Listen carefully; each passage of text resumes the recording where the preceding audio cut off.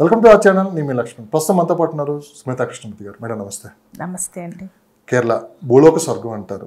ఒక్కసారన్నా కేరళ వెళ్ళి చూసి రావాలని చెప్పి దేశంలో కదా ప్రపంచంలో ఎక్కడ టూరిస్టులు ఉన్నా కానీ ఒకసారి కేరళ వెళ్ళి వస్తూ ఉంటారు. అలాంటి కేరళకి రాష్ట్ర చరిత్రలోనే ఎప్పుడు రాని కష్టం వచ్చి పడింది మేడం. ఒక ప్రళయం, జల ప్రళయం అయితే వచ్చి పడింది. వాయనాడు కొన్ని వందల మంది అక్కడ చనిపోయారు. ఏంటి మేడం, అది ఒక భూలోక స్వర్గంలో ఉన్న వాయనాడు ఇంత కళావికలంగా మారటానికి అసలు అక్కడ ఏం జరిగింది మేడం? అంటే మీరు కూడా కేరళ ప్రాంతవాసి, సో మీరు చూసారు జరిగిన పరిణామాలన్నీ. ఇప్పుడు దేశం మొత్తం కేరళ వైపు చూస్తుంది. కేరళకి ఇలాంటి కష్టం ఎప్పుడు రాలేదని చెప్పి కూడా చాలామంది ఇప్పుడు కేరళ ప్రజలకి సానుభూతి వ్యక్తపరుస్తున్నారు. సో ఏం జరిగింది ఆ రోజు? బేసిక్లీ లాస్ట్ 6-7 years నుంచి కేరళలో వర్షాలు చాలా ఎక్కువ పడుతున్నాయి. ఆల్రెడీ 3 consecutive years మనకి ఫ్లడ్స్ కూడా వచ్చాయి. కొన్ని ఏరియాస్ తప్ప కేరళ మొత్తం మునిగిన రోజు కూడా చూసాము. 2021 కోవిడ్ తర్వాత ఫ్లడ్స్ స్టార్ట్ అయినాయి. కంటిన్యూస్గా 3 years ఫ్లడ్స్ వచ్చాయి. So basically what's happening with Kerala అంటే ఇకాలజికల్ బ్యాలెన్స్ అనేది చాలా ఇంపార్టెంట్ అండి. ఆ ఇకాలజికల్ బ్యాలెన్స్లో first and the foremost thing is nature తర్వాతనే ఇంకా ఏదైనా కూడా. అందరు కేరళకి ఎందుకు వస్తారు అంటే గాడ్స్ ఓన్ కంట్రీ అంటారు. ఎందుకంటే అంత పీస్ఫుల్గా ఉంటుంది, అంత గ్రీనరీ ఉంటుంది, ఎట్టుపక్క చూసినా నీళ్ళు ఉంటుంది. కానీ కేరళకు ఉన్న కర్వ్స్ ఏంటంటే it's on a sea shore. మీరు కేరళని చూస్తే Kerala is a state which is like this. అంటే ఈ లెంత్ ఇట్లా, ఈ లెంత్ ఏదైతే ఉందో విడ్త్ తక్కువ, లెంత్ ఎక్కువ. ఆ లెంత్కి మొత్తం మీకు కనపడేదంతా సముద్రమే. It's all totally sea. And ఈ సీ షోర్లో ఉన్న సిటీస్కి ఫస్ట్ థ్రెట్ ఏంటంటే, if you see in 2006 or 2007 మనకి సునామీ వచ్చింది. ఐ థింక్ 6 అనుకుంటా, 6 or 7 సంథింగ్. సునామీలో మనకి అర్థమైంది ఏంటంటే sea is not taking more water. దానికి రీజన్ ఏంటంటే మనం డంప్ చేసే వేస్ట్ సముద్రంలో, ఓషన్లో మధ్యలో వరకు వెళ్ళి we are dumping waste into the seas. ఇప్పుడు ఫిష్ తినటం చాలా మంచిది మన బాడీకి అంటారు. కానీ ఇప్పుడు మనం తినే ఫిష్లో radioactive energy is there. అంటే EV sector is become a very big revolution in our country now. అందరు ఈవీ అంటున్నారు. ఈ ఈవీలో మనం యూజ్ చేసే బ్యాటరీస్కి 5 years లైఫ్. ఈ బ్యాటరీస్, డెడ్ అయిన బ్యాటరీస్ ఎక్కడ పాడేస్తున్నాం? అది ల్యాండ్ ఫిల్ చేయలేం. ఎందుకంటే ల్యాండ్ ఫిల్ చేస్తే ల్యాండ్ యూస్ అవ్వదు. ఇంకెక్కడ పాడేస్తాం? ఓపెన్లో వేయలేం. We dump them into the sea. ఈ కేరళలో వచ్చే waste not only from Kerala, from many parts of the world it is coming. I don't want to name few countries or continents. డబ్బులు ఇచ్చి Chennai seashore, Chennai and కేరళకి సంబంధించిన సీస్లో, బెడ్స్లో they are dumping మన హ్యూమన్ వేస్ట్, సర్జికల్ వేస్ట్ని dump చేస్తున్నారు. So ఇప్పుడు వాయనాడ్లో ఇంత పెద్ద ఇది రావడానికి కారణం కూడా one of the reason is అక్కడ నుంచి మనకి ఏదైతే రివర్స్ ఉన్నాయో, flowing rivers. Wayanad is a very small place. Hardly 341 houses ఉన్నాయి వాయనాడ్లో. టోటల్ వాయనాడ్లో 341 హౌసెసే ఉండేది. ఓన్లీ 341 హౌసెసే వాయనాడ్లో ఉండేది. కానీ ఆ ఒక ప్లేస్ మొత్తం కొట్టుకుపోయింది అంటే it's because of illegal construction and authorised tourism. ఈ వర్షం పడి వాటర్ అంతా మనకి సీలోకి వెళ్ళిపోవాలి, కానీ sea is not accepting more water. So అదేమవుతుంది, ఈ మడ్లో అంటే మన అర్త్లోనే it is holding the water. That is how మనకి ల్యాండ్ స్లైడ్స్ ఎందుకు అవ్వవు? చెట్ల వల్ల అవ్వవు. సాయిల్ ఇరోషన్ అంటారు, చిన్నప్పుడు స్కూల్స్లో చదివింటాం. టు అవాయిడ్ సాయిల్ ఇరోషన్ చెట్లు నాటాలి. మనం ఏం చేస్తున్నాము? ఆ చెట్లను కొట్టేసుకొని ఇల్లీగల్గా ఇల్లులు కడుతున్నాము. అండ్ వాయనాడ్ ఏమైందంటే లాస్ట్ 3-4 years నుంచి టూరిజంకి చాలా పెద్ద ఇదైపోయింది. వెరీ హై పరిహార ప్రాంతంలో ఎక్కువ బిల్డింగ్స్. యాక్చువల్లీ వాయనాడ్ ఉండేదే అది సీకి కనెక్టెడ్ అండ్ రివర్కి కనెక్టెడ్, కొంచెమే స్పేస్ అది. సో టెరైన్స్ ఉంటాయి మనకి, ఊటీ, మున్నార్ లాంటి టెరైన్స్ ఉంటాయి. ఆ టెరైన్స్ని అంతా హోల్డ్ చేసేది అక్కడ ఉన్న చెట్లు. ఇప్పుడు ఏమైంది, అదేంటి ఫారెస్ట్ రిసార్ట్స్ అని, ఆ రిసార్ట్స్ అని, ఈ రిసార్ట్స్ అని, ట్రెక్కింగ్ అని, ఉన్న చెట్లన్నీ కొట్టేస్తున్నారు. ఇక్కడ సీ వాటర్ని యాక్సెప్ట్ చేయలేకపోతుంది. అక్కడ ఆ ఎర్త్ అంటే ఆ మడ్ ఎన్ని రోజులు అది పట్టుకొని నిలబడుతుంది ఆ వాటర్ని, Correct. It will slide. Next ఏంటంటే కేరళలో కంప్లీట్గా we have been noticing that mining ఎక్కువ చేస్తారు, rock mining. Okay. All through Kerala ఉంది మనకి అది. ఎందుకంటే కేరళలో sand is prohibited. So sand తప్ప మనకి కన్స్ట్రక్షన్కి ఇంకేం లేదు. శాండ్ ఎక్కువ యూజ్ కావాలి అంటే rocks have to be broken. ఈ రాక్ మైనింగ్ వల్ల ఏమవుతుందంటే పెద్ద పెద్ద రాక్స్ ఆర్ ఆల్ డిగ్ చేసేసారు, తీసేశారు. సో ఈ వాటర్ని ఏం హోల్డ్ చేస్తుంది? అక్కడ అట్లా చెట్లు లేవు, ఇక్కడ ఇట్లు రాక్స్ లేవు. And unauthorised constructions, unauthorised tourism. ఇప్పుడు మనం చాలా రీల్స్, ఇన్స్టాలో రీల్స్ చూస్తే వైనాడ్ గురించి చాలా రీల్స్ ఉన్నాయి అబౌట్ టూరిజం. కానీ ఇప్పుడు మీరు అక్కడ వెళ్ళి చూడండి, ఇవేమీ లేవు అక్కడ. అండ్ ద నెక్స్ట్ థింగ్ ఏంటంటే వైనాడ్లో ఇంకొక స్పెషాలిటీ ఉంది. వైనాడ్లో ఇప్పుడు చనిపోయిన లోకల్స్ కంటే నోన్ లోకల్స్ ఎక్కువ ఉన్నారు.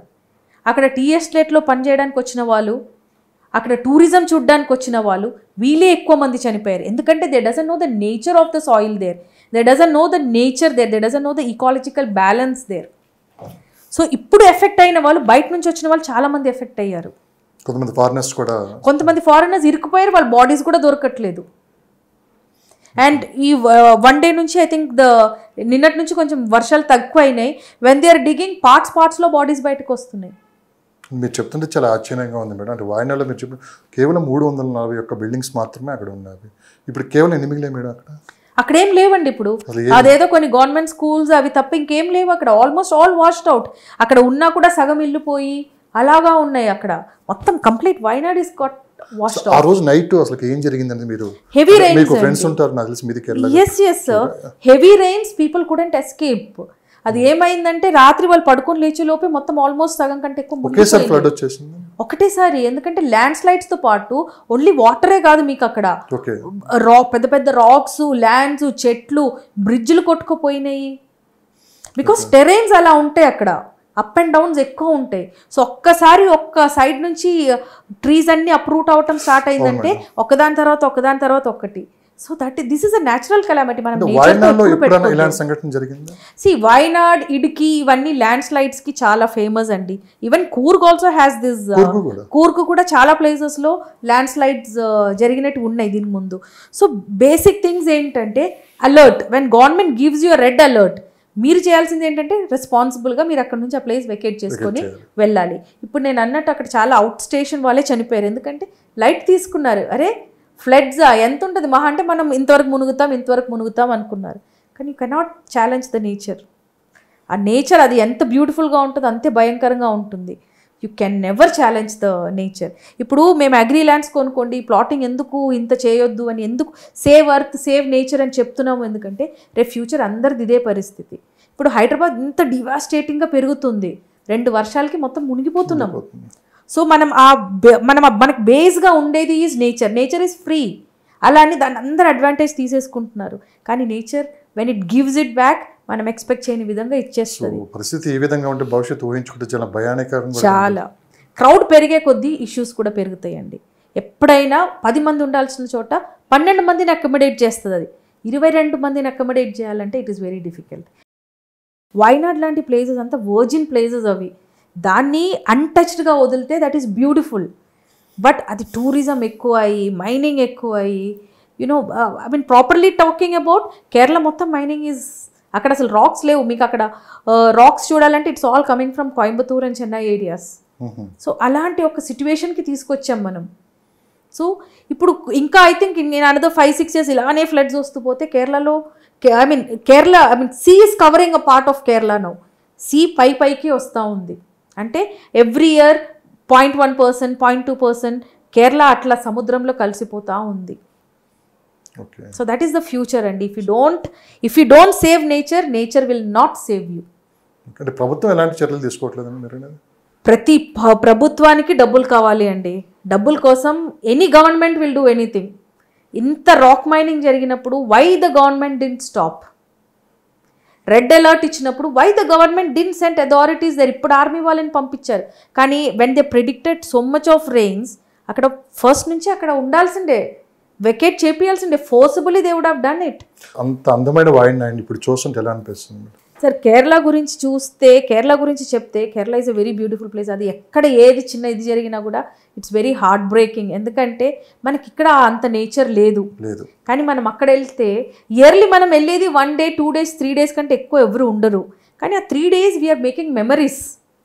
ఎందుకంటే ఆ చెట్లు, ఆ ఫ్రెష్ ఎయిర్, దట్ నేచర్, అక్కడ కనపడే చిన్న చిన్న పురుగులు కూడా వెరీ ఇంట్రెస్టింగ్గా ఉంటాయి. ఎందుకంటే మనకు అవన్నీ ఇక్కడ కనపడవు. when I go to Ooty, I see butterflies which is blue in color. మనకి ఇక్కడ ఆ బటర్ఫ్లైస్ ఉండవు. సో ఆ నేచర్ని మనం కాపాడుకోలేకపోతే everybody's future is going to be this. అది హైదరాబాద్ ఉండొచ్చు, వైనాడ్ ఉండొచ్చు, ఇప్పుడు హిమాచల్లో మళ్ళీ స్టార్ట్ అయింది. బెంగళూరులో కానీ చెన్నై కానీ ఎక్కడ వర్షాలు పడ్డా కానీ అంతే, క్లోజ్ అయిపోతుంది. There is no vehicle movement. Next day holiday declare అయిపోతుంది. ఇప్పుడు హైదరాబాద్కి ఒక హిస్టరీ ఉంది. మనకి ఎర్త్క్వేక్స్ రావు, వచ్చినా కూడా వెరీ మైనర్. కానీ ఇంత కన్స్ట్రక్షన్కి రేపు మీరు ఫ్యూచర్లో ఛాలెంజ్ చేయగలరా? Rocks are the main thing to stop earthquakes. మన నానక్రామ్ కూడా ఫైనాన్షియల్ డిస్ట్రిక్ట్ అంతా మీరు వెళ్ళి చూడండి, అసలు రాక్స్ ఉన్నాయా? లేవు. ఒకప్పుడు అక్కడ రాక్స్ తప్ప ఏమీ లేకుండా. So how can you challenge your future that you will not face earthquake in future అనేది? సి, నేచర్కి ఒక రూల్ ఉంటుంది. నేను ఇక్కడ ఉన్నాను, మీరు అక్కడ సేఫ్ అని. నేను ఇక్కడ ఉన్నానని తీసేస్తే మనం ఇక్కడ ఏముంటాం? మనం ప్రకృతి మీద తోసేస్తున్నాం. ఎస్, ఎందుకంటే we people are very good at blaming things on others. ఇంత జరుగుతున్నా కానీ మనలో అవేర్నెస్ లేదు.